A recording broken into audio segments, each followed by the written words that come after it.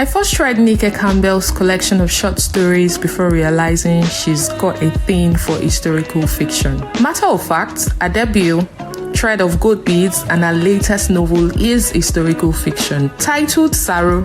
No, not the infamous SARO in Netflix, Anikulapo. This recently published book is rich in Yoruba history.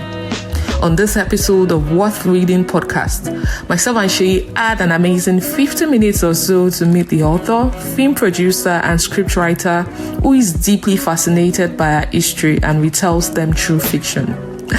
Your guess is as good as mine. It was nothing short of an immersive experience. Their identity was important, and this song is part of their identity. So it had to be infused into the story. There was no way I wasn't going to do that. They were so proud of their heritage. It was palpable in the house. You know, I mean, that was ingrained in my mind. That's I remember. I was proud of it. Okay. So sing this. For those of us that do not know it, I mean, it's in my brain. It's ingrained. It can never go anywhere. Lórí òkè un pẹ̀tẹ́lẹ̀, níbẹ̀ la gbé bí mi o, níbẹ̀ la gbé tọ́ mi dàgbà o, ilẹ̀ òmìnira. Èmi ò fàbẹ́ òkúta ṣògo, ní ó dúró lórí Olúmọ, máa yọ̀ lórúkọ Ẹ̀gbá o, èmi ọmọ Lísàbí. Máa yọ̀ o, lórí Olúmọ, máa yọ̀ o, lórí Olúmọ. Hey, you. Welcome to the What Reading Book podcast, the no boring zone where we get you all excited about books that are worth reading. On the What Reading podcast, you get some unbiased take on books, juicy scoops of what runs through the minds of your favorite author. You can call us your virtual book connoisseurs that help you filter through the many books out there and let you know the ones worth reading. On this podcast, we talk about different book genre. We do not discriminate, from fiction to non-fiction, poetry, biographies, memoirs, you name it, so long as it is written by an author of African descent and project our very own authentic African stories. You can count us in. So welcome on board and thank you for tuning in. We hope you enjoyed the show. Hi everyone, good day to you. Good to have you on another episode of the Worth Reading podcast. And we have a very interesting guest here. You know, our book is one that I'm very, very biased about. I'm sure you get to know why much later. But Toby and I have Nika Campbell on today's show, and it's good to hear her and have her here. So, Nika, how are you doing today? I am great. How are you, Shay? Toby, how are you guys? I'm very well, thank you. Good to have you here. Doing awesome. Good to have you here. And we'll just get on to it. Who's Nika Campbell very quickly? Hey, what a question. No, how do I answer this? It's crazy. You know, I have many sides to me. All sides. We want to get all sides. All it depends sides. on who you ask. Less of the serious though. All sides, less of the serious. I'm serious. I'm crazy. I'm everything. So I'll balance it. I like to hear the crazy part as well. Oh no, you can't handle it.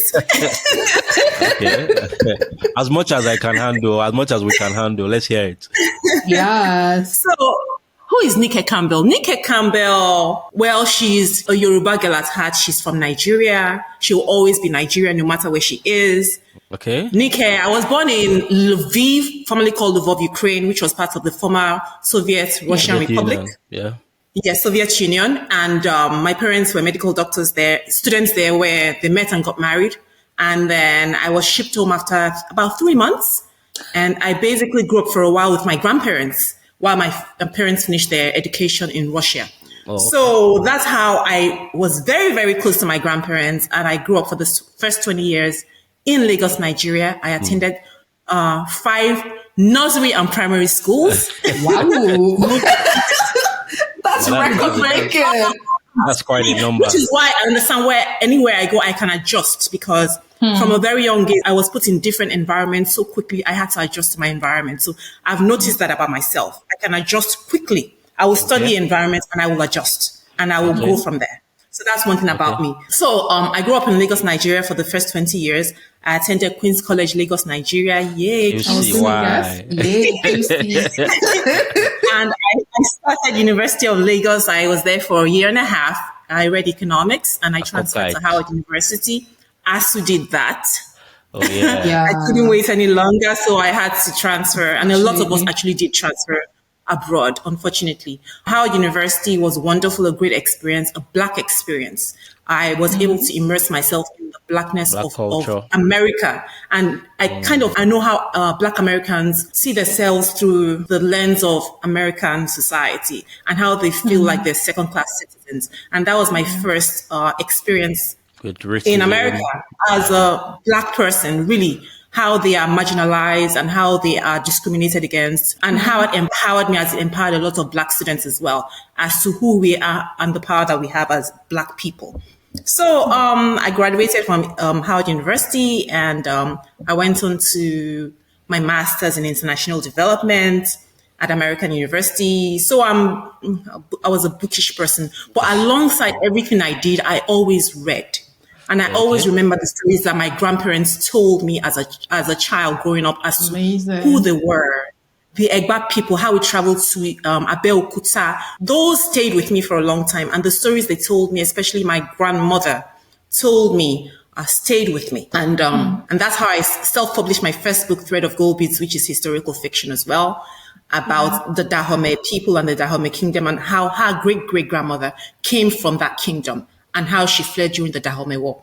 And so that inspired me. My reading inspired my writing. And that's who I am. I'm a writer. I'm a storyteller. And through my stories, I try and tell those who have been marginalized, who have been forgotten, how stories have been misrepresented, and to correct them as much as I can. That's a serious side. What are the other sides? The serious side, yeah, we're looking forward to that part, So just give us a mix of it. Just give us a mix of it. Yeah. Oh, that's the serious parts, right? Yeah, that's the serious part. The fun part is I love to travel. Okay. Because I think travel does a lot, even more than reading. Traveling to the places, you never forget them. It's another way of educating yourself when you travel How to many countries places have that you you've never been visited? to. Oh, you lost count. Wow. Hey, count. goals. I know, I've not. There's so many places I've never been to. But the most memorable for me so far is still Sierra Leone. I did my research of SARO there. I actually visited there. Yeah, Freetown, Longi, those two places, Bonds Island. I visited all those places, and that's what really inspired me to write.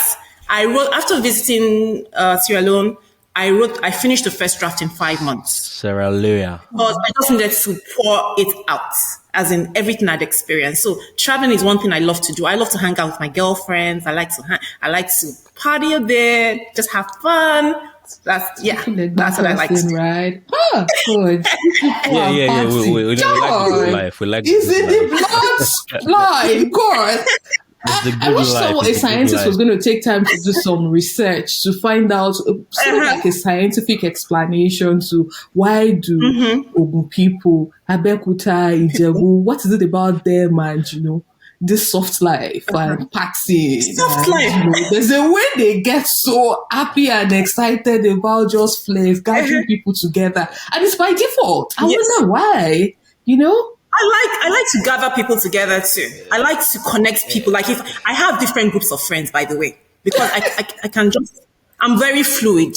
I have the bookish people. I'll connect, like, oh, this person, you might like this person. You have this idea. I have this friend and I love connecting people. Like you guys can really connect and do some things together. I love that sounds me as well. Yeah, so I think it's worth studying, really. Perhaps there's something about the water in the DNA. Maybe something in the DNA that really accounts. It's true though. That. Yeah, interesting, and it's a very great quality. If I do say so myself, you can almost distinguish an Egba person or an Ijebu person in any gathering. They're just overjoyed, extroverted, and like Aria. That's where you find them. Yeah, but it's all good. Yeah, so it's true. I thought I'm actually introvert. I thought I was introverted, but even my sister was telling me that, Nika, you are not. I said, I was quite offended actually when she said that. I said, I'm not introverted. And then I started to look at myself. I'm like, actually, I'm not. Yeah, I think the beauty of the balancing act is having a mix of it all. So you have Yeah, your Yeah. introverted moments, that's and true. when you are Yeah. introverted, you are very introverted. The typical me is I like to get up in the morning and just have a very quiet start to the day. And then, so I have those moments, and then the times when I'm out, wow, I could be the life of the party. Yeah. You know how Let to me not balance give them your things. nickname, So it's Shay. great You just quality. leave that. Yeah. Anyway, Okay. so good to hear all of that, and I think I hear you say how much Howard did to you in terms of just recognition of your place as a black person. Especially, I wonder what time that was. But I'm just curious. I've always been curious. When I started to read the book and read the trajectory of the book, I just wondered what really made you pick up the pen to write this book. Was it after your trip to Sierra Leone, or you had actually decided to write the book before Yeah. then, and Sierra Leone was more of a deliberate trip to get a Yes. bit more context into the story? Yeah. And a bit of a follow up to Shay's question. Sorry to cut in. I'm just curious to know why it was historical fiction for you right from time. And I know you had written a collection of short story. Bury Me Come Yes. Sunday Afternoon. I hope I got the title Yes. correctly. You got And it I'm right. just like, your debut was historical fiction, and then this one as well. What is it with you and history, and why do And you think it's so historical. important to use fiction as a Remember, vehicle to communicate history? thank you for that. I'll start off with Shia, and then I'll come to what you Yeah. said. I always loved historical fiction because maybe it's because I grew up with my grandparents, and history was something that they always like. I'm sorry for speaking Yoruba for those who don't Yeah, understand. that's I fine. remember when What I was happened? in in 1930. So I Yeah. think I grew up with this old. I'm like an old person, really. The Yeah, way you are no more I back. think because I was in the environment. So historical fiction came naturally Naturally. to me for some reason. Yeah. I'm always thinking back to why did this happen? There is a reason why. Maybe I need to go back and do a little bit of research to explain why this occurred. This didn't happen in a vacuum. I've always thought like that. Like there has to be a cause for this. It just didn't just happen. Even if it comes to people's behaviors, I'm like, this person can't just come out this evil. What happened to this person as a child? I mean, something must have Something occurred. must have Something triggered must it. There have must changed. be Something yeah. triggered this. That's how I've always been. And that always make me give people 1, 2, 3 chances. It's like, okay, there's a reason. Let me give this person another chance. I'm that empathetic to people for some reason. Maybe that has to do with how I grew up and my environment. But historical fiction came naturally to me because of my environment, of how my grandparents and my mom made me grow up, and my siblings as well. So that came naturally. So writing about Thread of Gold Beads and SARO, I didn't just wake up one morning and say, okay, I want to write historical fiction. I didn't even know that there was a genre called historical fiction when I started Thread of Gold Beads. I just knew I wanted to write this story. I wanted to write this story. I wanted to, first of all, research, and then I wanted to just write. Now, SARO happened and was triggered because my grandpa passed away. My maternal grandmother passed away first. But then after I wrote Thread of Gold Beads, my plan was like, let me also find out more about my grandpa's life and his ancestors. His family is the Coca family, whom this story is inspired Okay. by. And in my mind, I'm like, my grandpa is still going to be alive. I can always go back home and I'll ask him questions. He's always going to be there. He was always always this time to do silent, it. strong character in my life. But I think when my grandma passed before him, that kind of like broke him. Between a space of 1 year, he was also gone. And I was devastated. I mean, I was close to my grandma, but when my grandpa died, it was like something left me. My grandpa was basically the father I never really had because my parents were separated from when I was really young. So he was one that was my father model. He was everything that a man could be, a father could be to me. So when my grandmother passed, that was okay. I still had my mother as my mother. That's my model as a mother. But Yeah. when my grandpa passed, it was like my father was gone. Father had gone. And that did something to me. And I felt an urgency to write this story because I wanted a legacy of his to remain. Okay. So I regretted not having to speak more with him about his family, but thank God my mother was still there, and she had also heard the stories that he had told, and she had also experienced the life as an Igba person. So she just So passed on the story to you. passed on the story to me. I had she hand wrote what she remembered my grandpa and family members telling her, and then she handed me the family tree, which they had actually printed out. Oh, Which interesting. I have it right. It's like in my room, and then and I have the publications they did every few years. So all those things she handed to me, and then I had that urgency to write.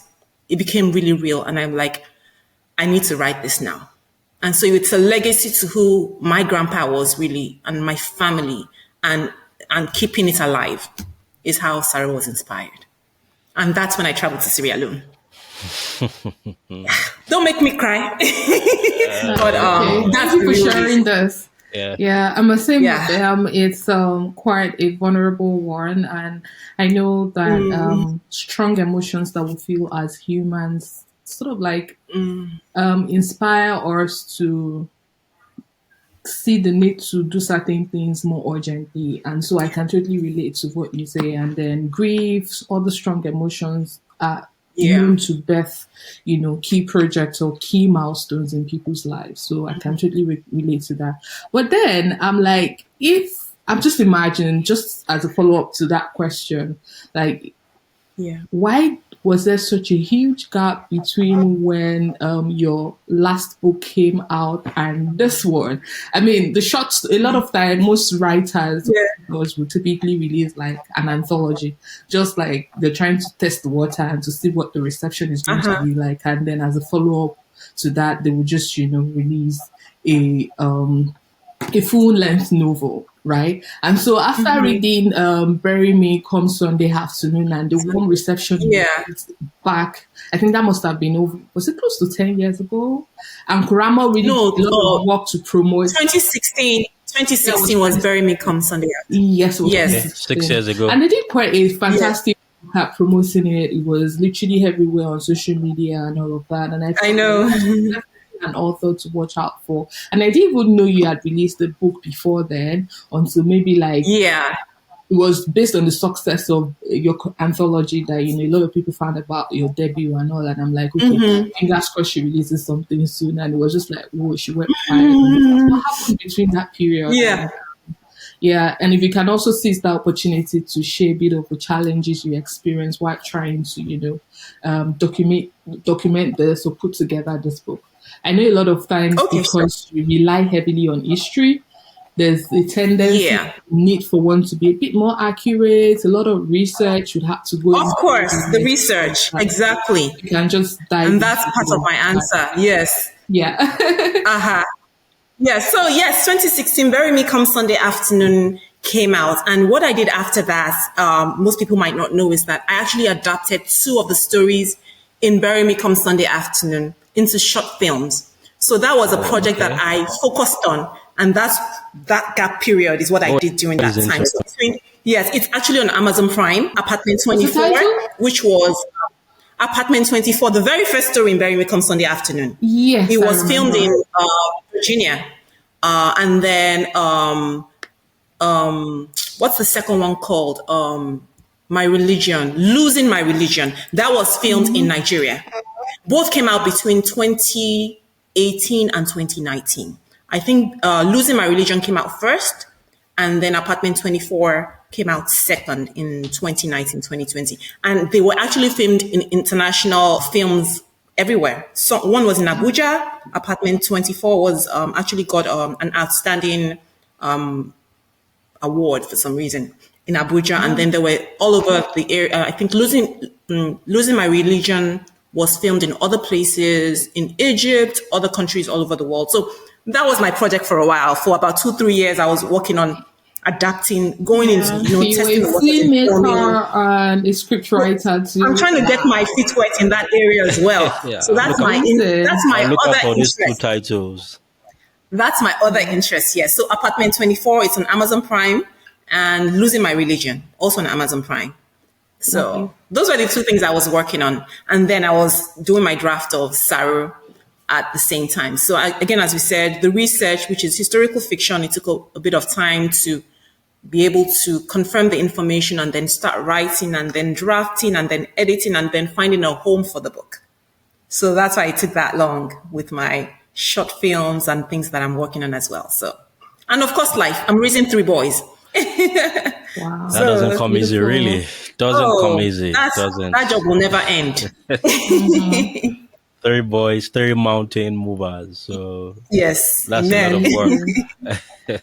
Yeah. Yeah, so I'll really look out to watch the titles you've mentioned. One thing I always find very interesting is when I see books that make it to screenplay. I always look out for them because it's a different feeling when you see what you've read in text come alive in motion picture.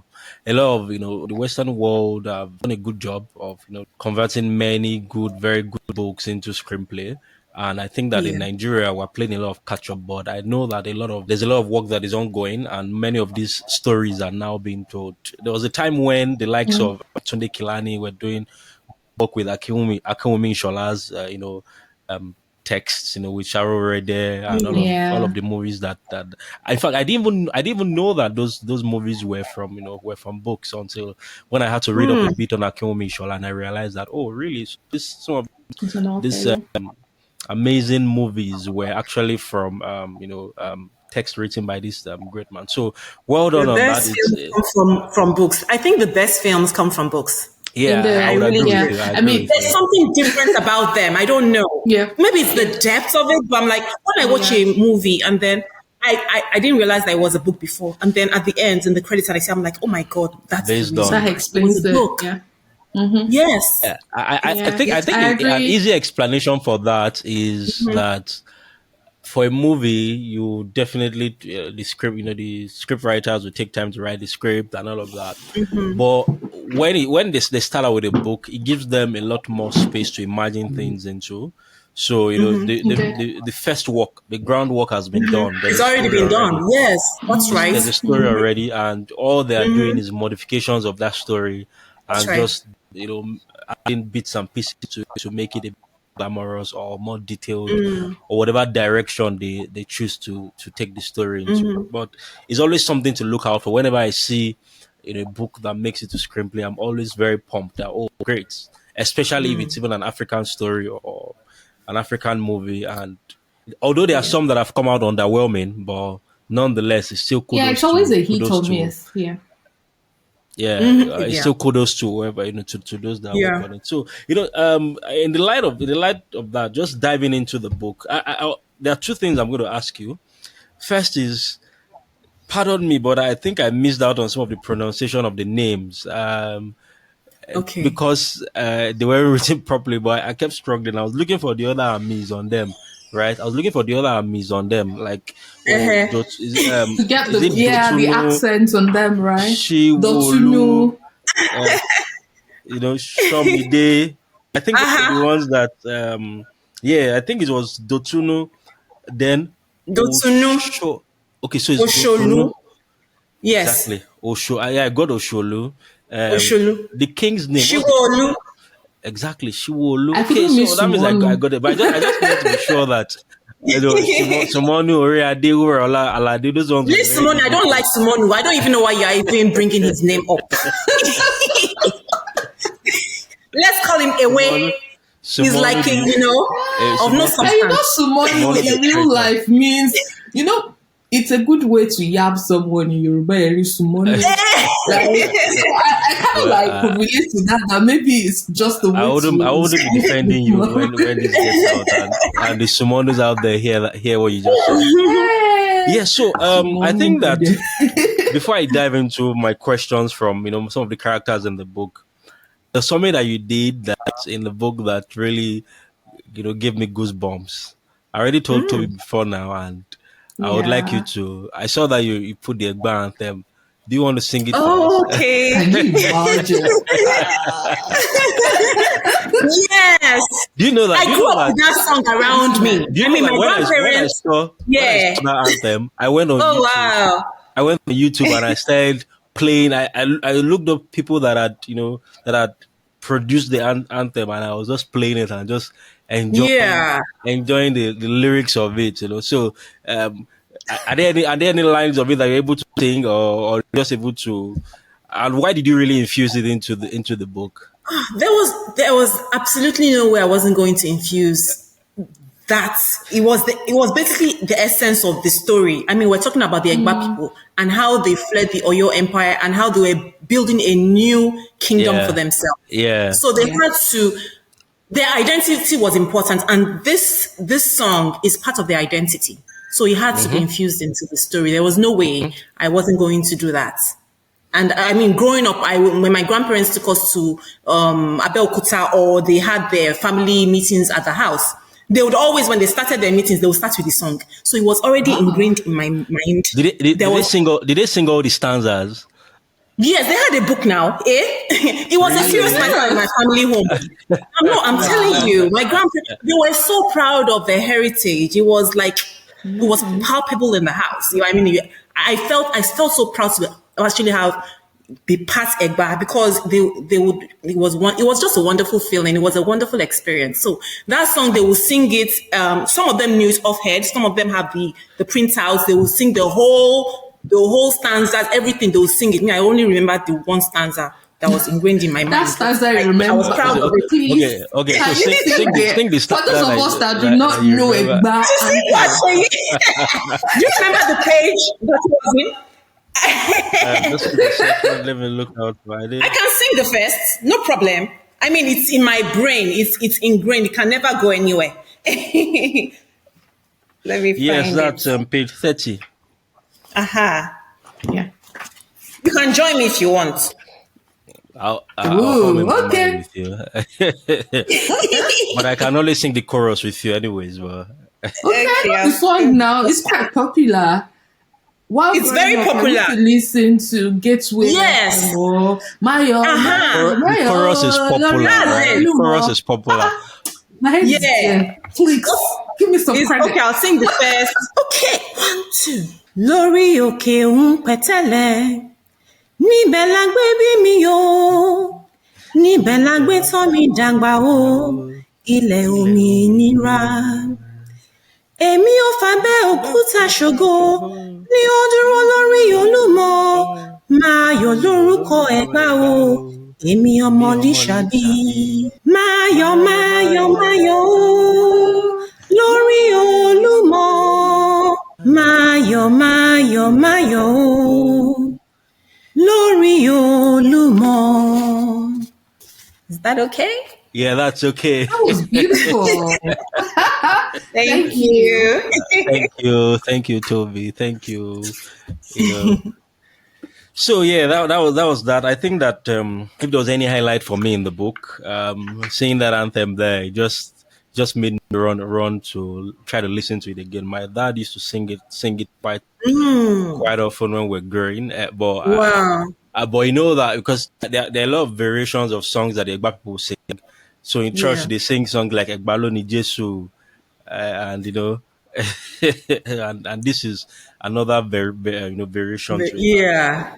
and that was very good. And you know, one thing that struck me about SARO is the role that Sierra Leone played in the whole slave trade movement.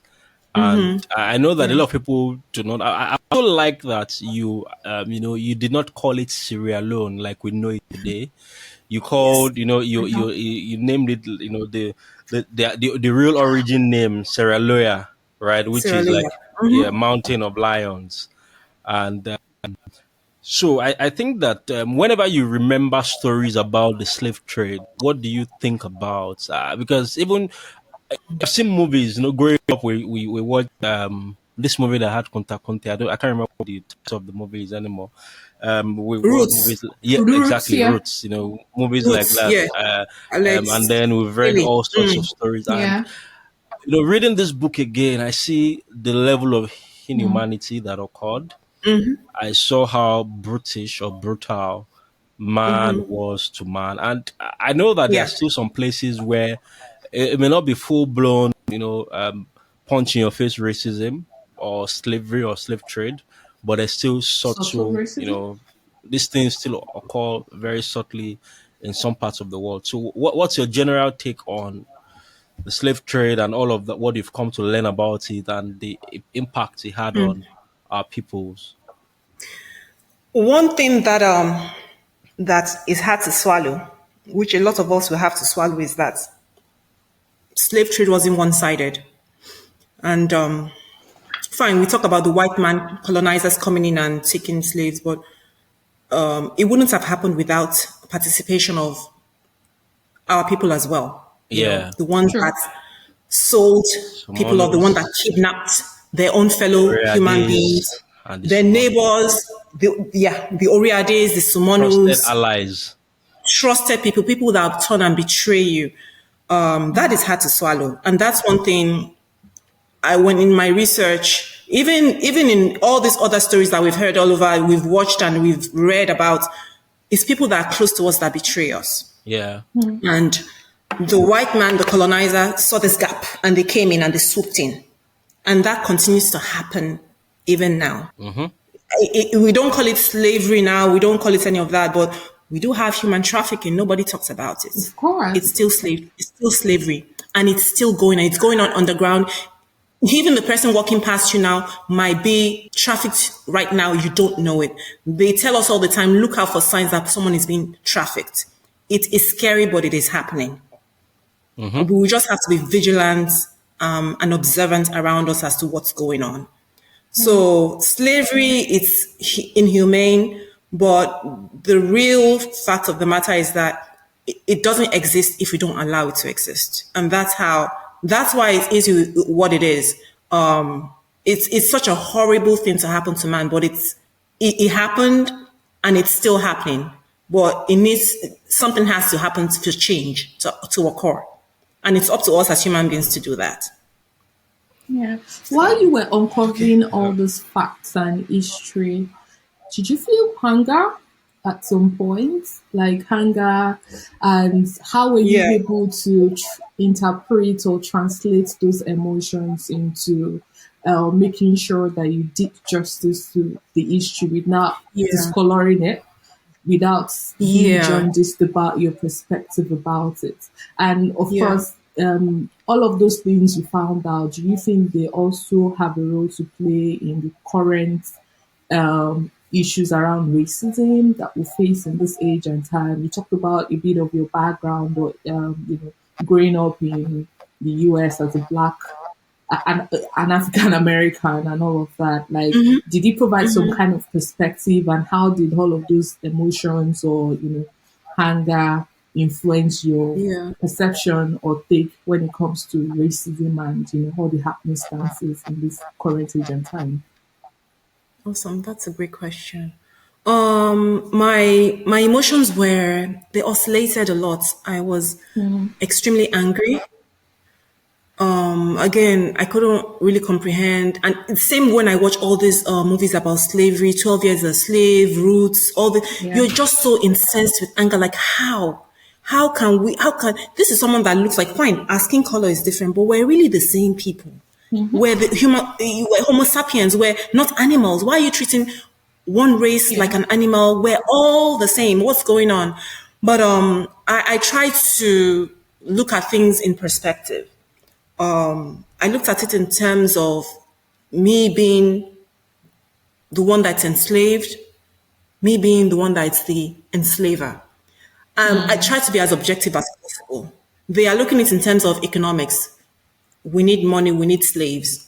The slave is looking at it like, why is this happening to me? So what I did, and what I hope I did, was that I started with the mind, because slavery also is not just about a physical enslavement, it's also a mental enslavement. So when Dotunu and Shiwolu were captured, I turned to Dotunu and tried to look inwards into her mind, how she thought.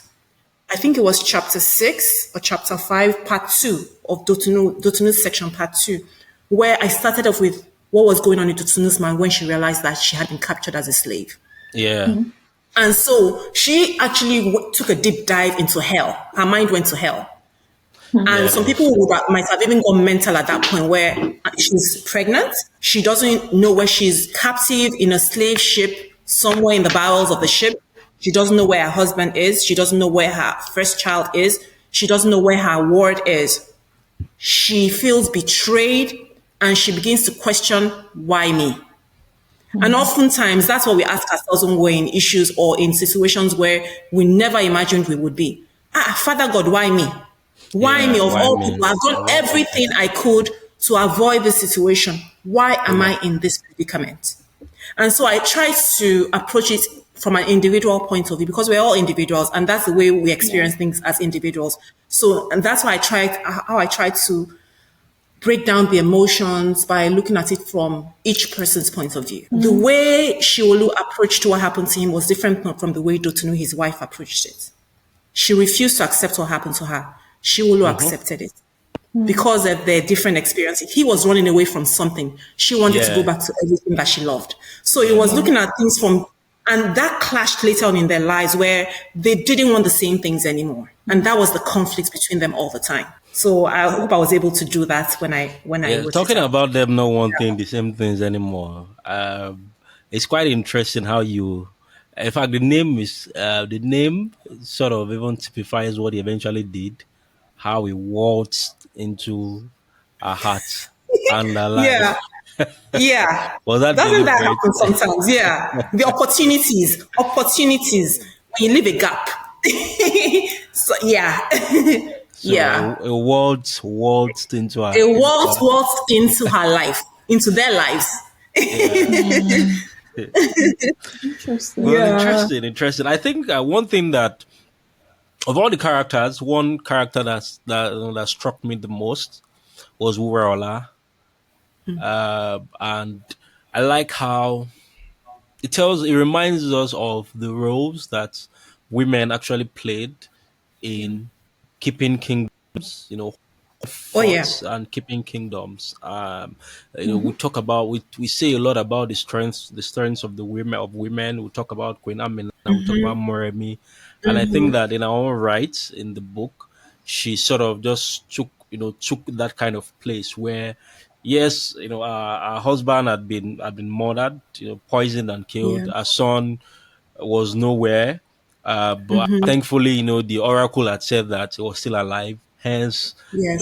there was no point, installing a new king. But beyond that, beyond what the oracle said, there had to be someone that would be there to, uphold that decision or that declaration and just Yes. hold things in hand is almost it reminds me of some movies that I've watched where people are keep telling you that they are looking out for the occurrence of something, and that was what it was almost as though she was waiting. That was what she was waiting for before she. Yes.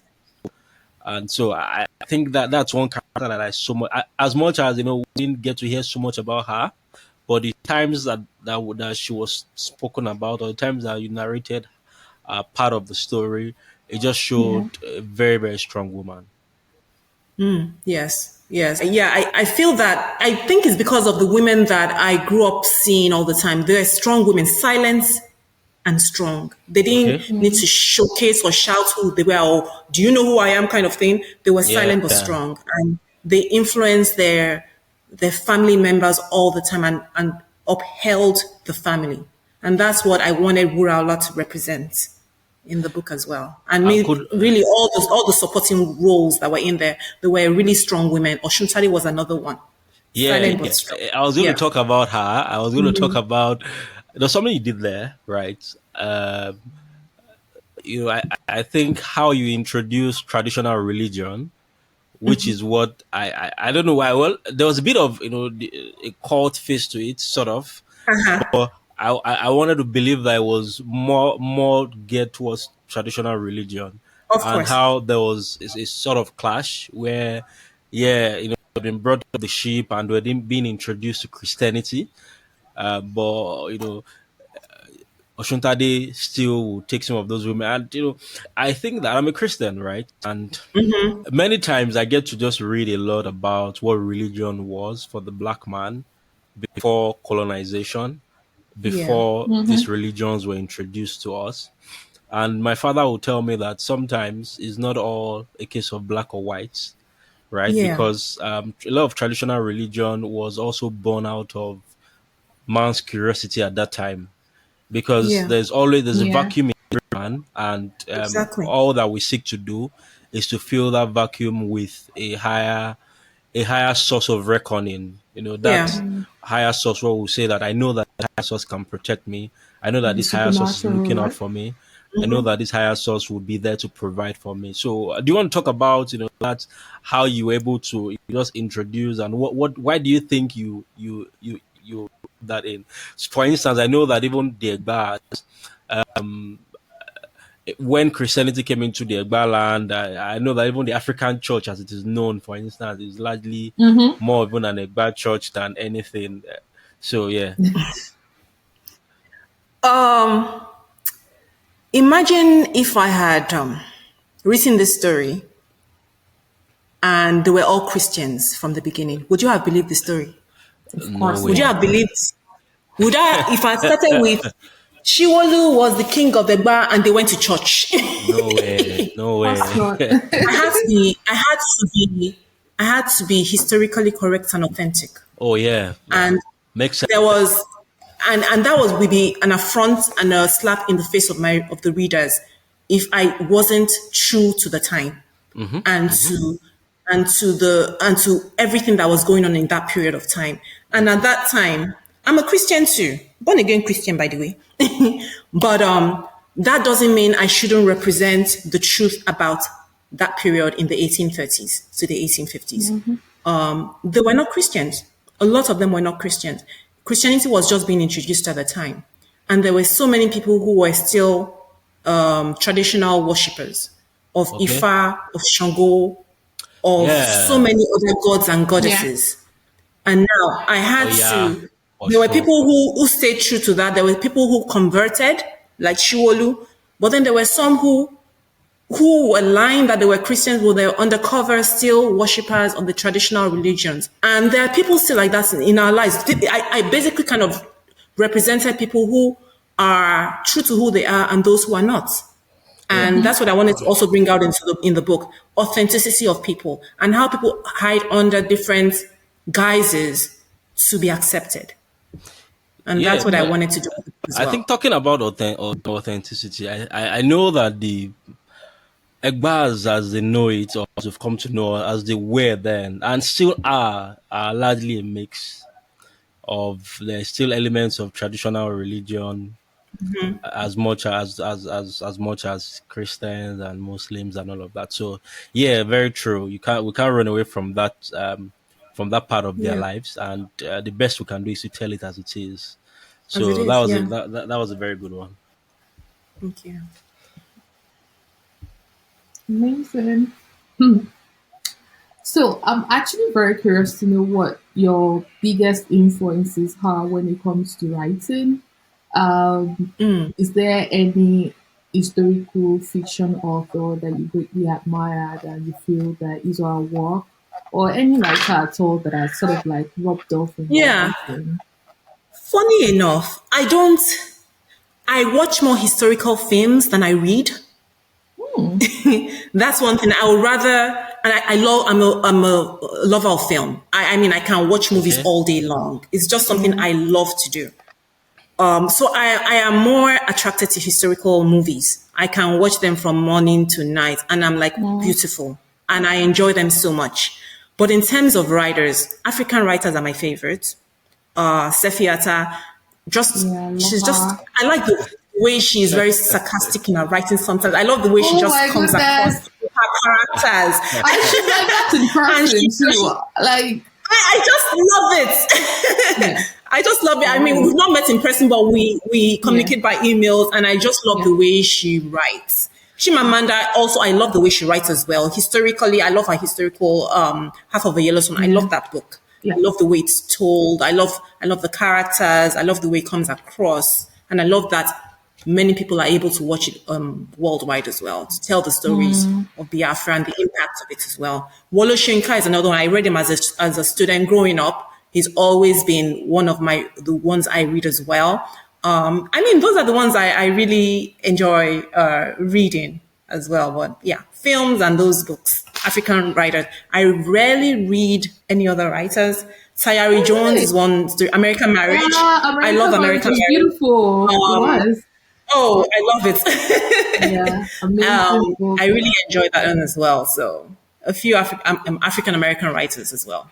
Those are the ones I Yeah, read. I'm for African writers. I'm pro Sefiata. Shout out Everything to Good Will them. Come is the best book I ever read for a long time. Yeah.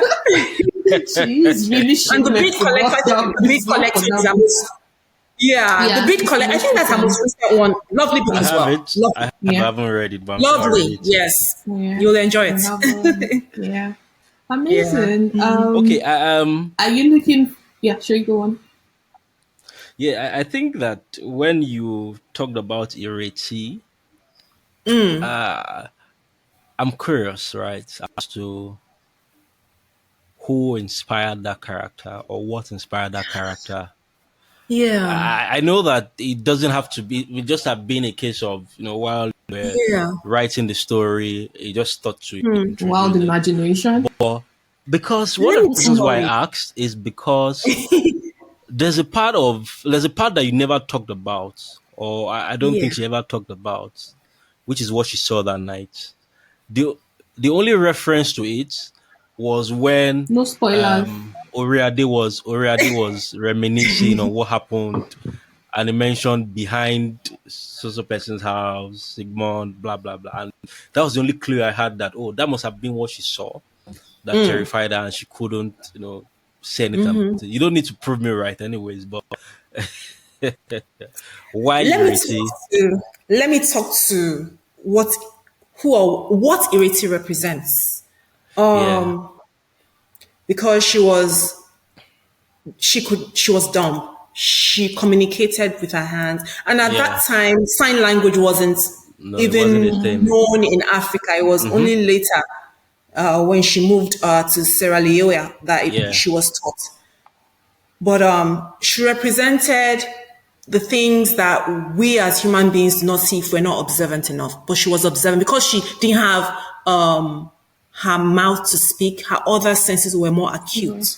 yeah, So she was able to pause and be more intentional about every other thing around her. And a lot of times, as human beings, we're always busy, we're always moving, we're always in a rush.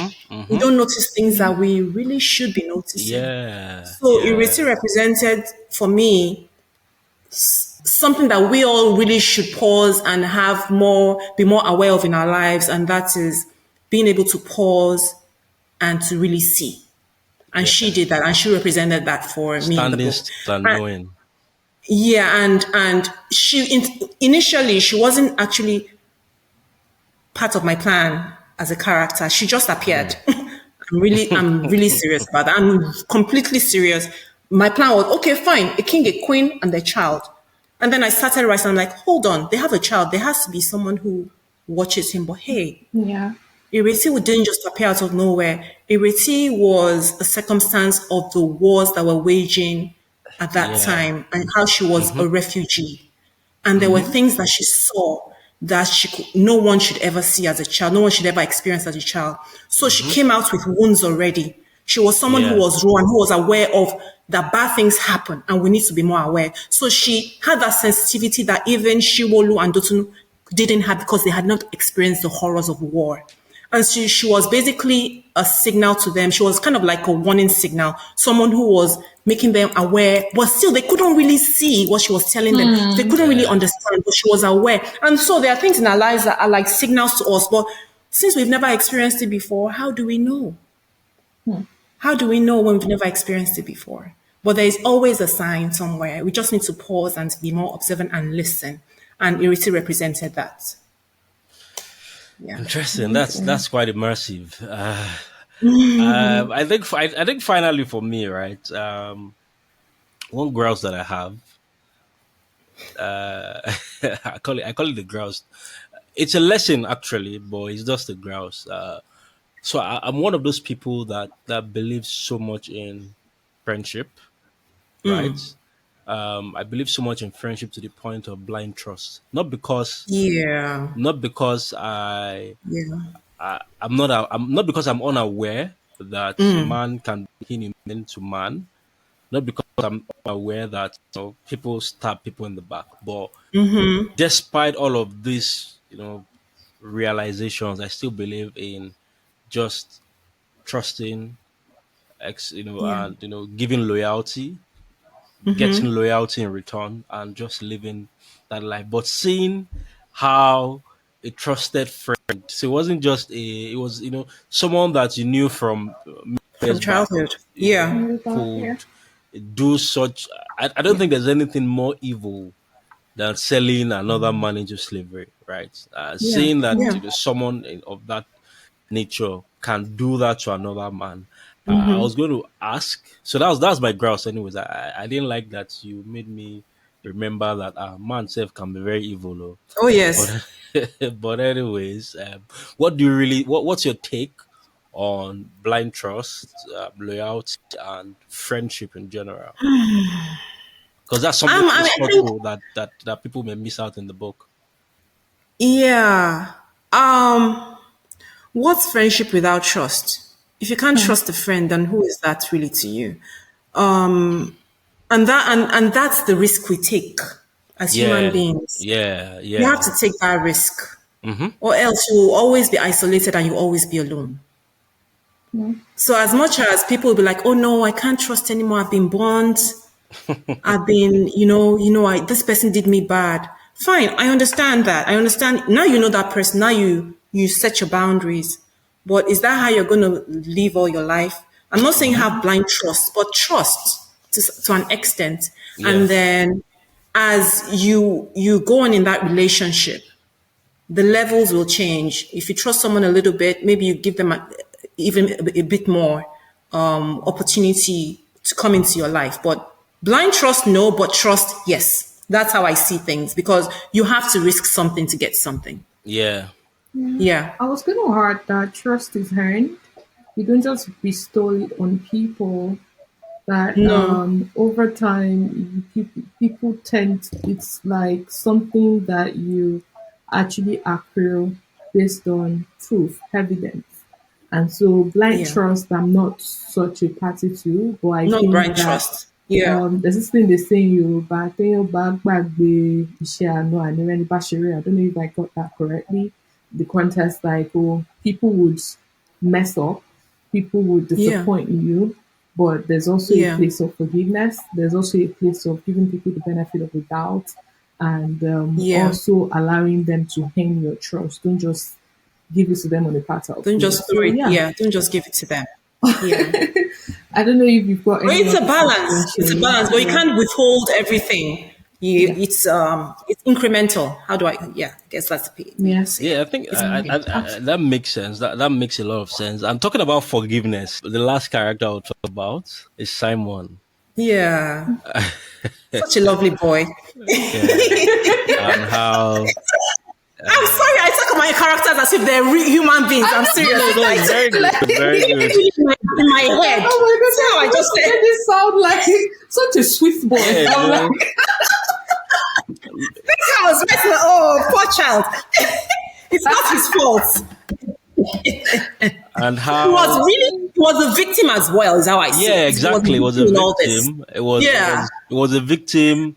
It was an instrument, He was an instrument, both. Yeah, and then it became a beneficiary of forgiveness on one hand, yeah, and just reminders of the dark things that he also did on the other hand. So that's right. forgiveness and unforgiveness, as it were. But I think that what the lesson for me from that character is how sometimes it's difficult to actually forgive, not because you really do not want to let go, but even if you want to let go, you look at the scars again and you Yeah, realize how much hurts that it's not person that actually easy. meted out to you. Yeah, yeah. People that say, "Oh, forgive them now," it's not easy. If you're the one that's been bruised in the whole matter, it's not as easy as that.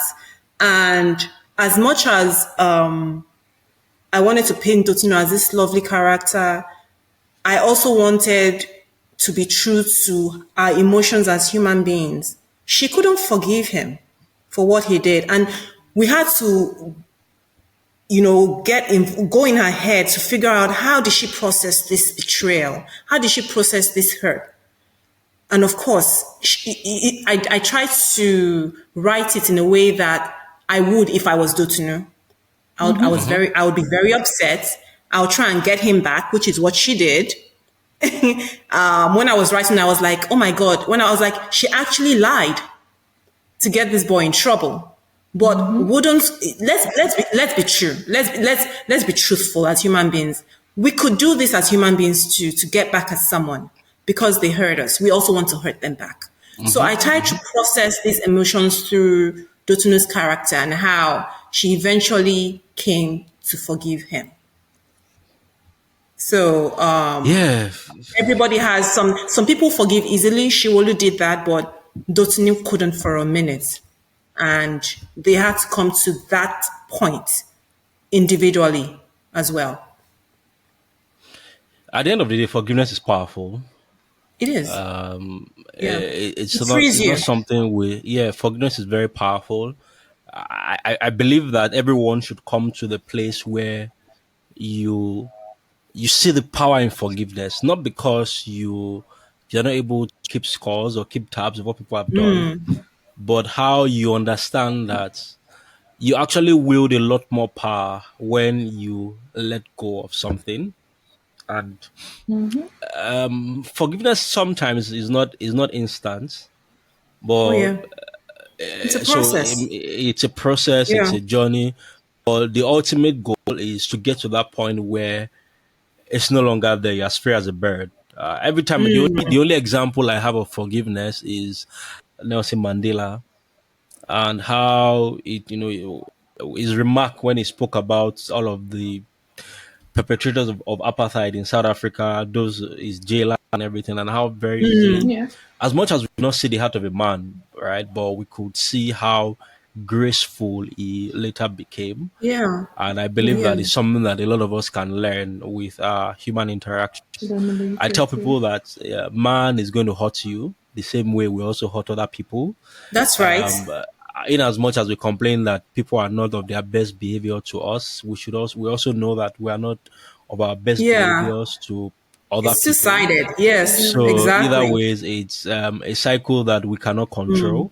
The best that we can do is to live and let live and try to stay in constant pursuit of happiness. Well said. Don't mind me. I sometimes like to philosophize. So anybody knows Shay already to be the philosopher, the one with the very hot take. We just start always this deep really in my mind. I'm like, oh God, calm me down, please. Anyway, I've something else. I've had such a wonderful time. Something else. This has been nice. This has been a great session with you. Thank you. I've had a wonderful time. And thank you for all of the answers that you gave to many of my probing questions. No worries. Characters. As much as I don't like to give spoilers, I know that this conversation will also make a lot more people get curious to know. To want to pick up SARO, and for those listening, you can pick up SARO from any bookshop around. We always like to mention I can pick up from Roving Nights. Currently 4 locations in Nigeria, 2 in Lagos, 2 in Abuja, and any you can, if you are not in Nigeria, if you're in diaspora like Toby and Nike are, I'm sure that you find you can get order it on Amazon, right? Amazon, yes, it's an Amazon. You can order it on Amazon, and they'll be delivered to your doorstep sooner than you think. But thank you very much, Nikki. I hope you had such a good time as much as we did. I did. It was really laid back and fun. The final question is: so what next? Final. I thought we were done. Let's go. What next? What's the next book? I will read it next from you. Book? What's new? I have started working on my story now, and it's actually inspired from Ireti, the word in the story.